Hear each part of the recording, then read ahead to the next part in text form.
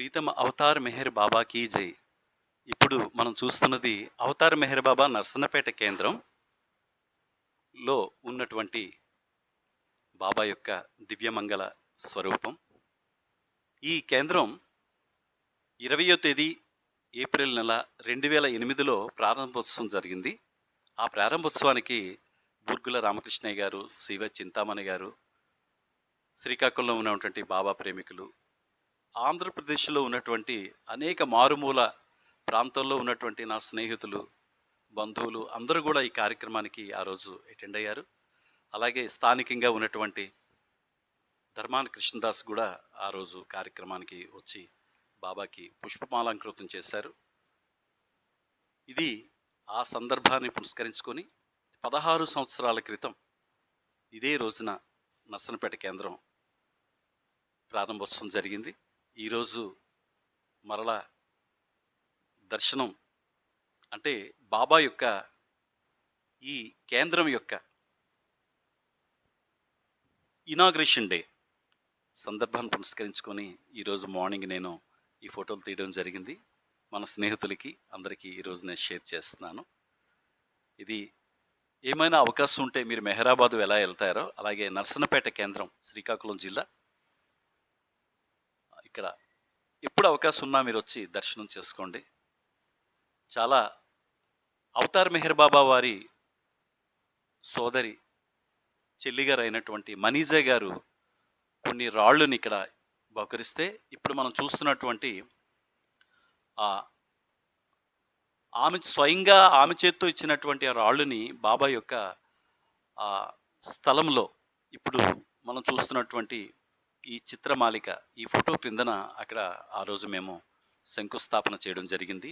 బాబా యొక్క డిసిప్లైన్తో బాబా కేంద్రం ఎలా నడవాలి, కేంద్రం యొక్క పరిస్థితి ఎలా ఉండాలనేది ఏం చెప్పారో యాజ్ ఇట్ ఈజ్గా ఆ డిసిప్లైన్తో నర్సన్నపేట కేంద్రం ఇక్కడ నడపబడుతున్నది. ఈ 16 సంవత్సరాల్లో అనేక సత్సంగ కార్యక్రమాలు, అనేక సహవాస కార్యక్రమాలు, అనేక సేవా కార్యక్రమాలు ఇక్కడ చేశాం. బాబా యొక్క ప్రేమికుల మధ్యన, కార్యకర్తల మధ్యన ఎప్పుడు ఆనందంగా ఈ కార్యక్రమాలు జరుగుతూనే ఉంటాయి.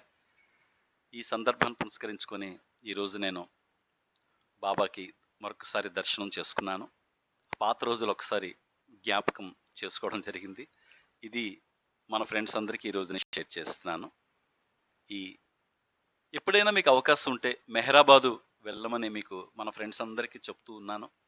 అలాగే శ్రీకాకుళం జిల్లాలో మీరు ఎప్పుడైనా వివిధ కేంద్రాల వారు ఎవరైనా సరే నర్సన్నపేటకు వస్తే నా ఫోన్ నెంబర్స్ మీ దగ్గర ఉంటాయి కాబట్టి ఒకసారి నర్సన్నపేట ఈ కేంద్రానికి కూడా మీరు దర్శనం చేసుకోండి.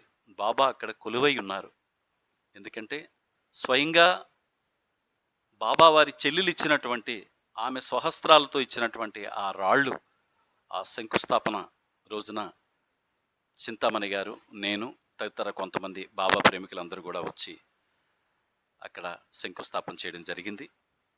శంకుస్థాపన అనేది 2 సంవత్సరాల ముందు అంటే 2008 4వ నెల ప్రారంభోత్సవం అయింది. అక్కడికి 2 సంవత్సరాల ముందు 4వ తేదీ 5వ నెల 2006లో శంకుస్థాపన చేశాం.